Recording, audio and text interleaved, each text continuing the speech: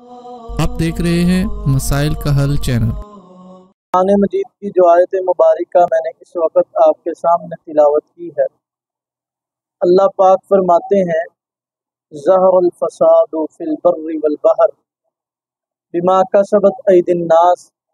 खुश्की में भी फसाद और तरी में भी फसाद, खुश्की में भी लड़ाई, तरी में भी लड़ाई। ये किस चीज़ का नतीजा है?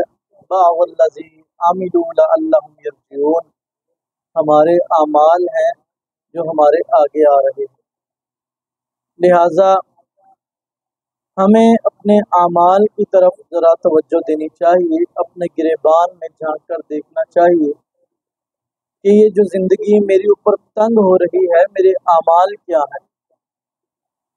जो आइम्माए दीन, बुजुर्गान दीन इस दुनिया से गुजरे हैं, जब उनके ऊपर कर्ज होता तो वो अल्लाह पाक से अपने गुनाहों की माफ़ी मांगा करते थे। किसी पूछने वाले ने पूछा कि आप गुनाहों की माफ़ी मांग रहे हैं, आपके ऊपर तो कर्ज है। कहा मेरे ऊपर कर्ज इसी वजह से है कि मेरे गुनाह बढ़ गए हैं और अल्लाह पाक मुझसे नाराज़ हो गए। तो मेरे भाइयों, ये जितनी भी मुश्किलात और जितनी भी तंगियाँ हमारी ज़िंदगी में आ रही हैं, मिसाल के तौर पे कोई रोज़ी से तंग है, कोई घर बार से तंग है, कोई औलाद से तंग है, तो हमें अपने आमाल की तरफ तवज्जो देनी चाहिए, क्योंकि अल्लाह पाक बहुत रहम करने वाले हैं। अल्लाह पाक गफूर रहीम है, अल्लाह पाक रऊफ़ रहीम है। अल्लाह अपने बंदे को कभी भी नहीं गिराते।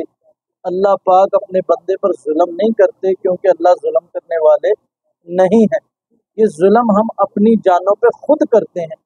लिहाजा हमें 5 वक़्त की नमाज की पाबंदी करनी चाहिए और झूठ से तौबा करनी चाहिए। हराम और हलाल के अंदर तमीज़ रखनी चाहिए। जब ये छोटे छोटे आमाल हम दुरुस्त कर लेंगे तो इंशाअल्लाह फिर ये ज़िंदगी जीने का मज़ा आएगा। अल्लाह पाक मुझे और आपको सही मानों में कुरान और सुन्नत के मुताबिक अपनी ज़िंदगी बसर करने की तौफीक अता फरमाए। अक़ूलु क़ौली हाज़ा अस्तग़फ़िरुल्लाह ली व लकुम व लिस्साइरिल मुस्लिमीन व आखिरु दअवाया अनिल हम्दुलिल्लाहि रब्बिल आलमीन। अल्लाह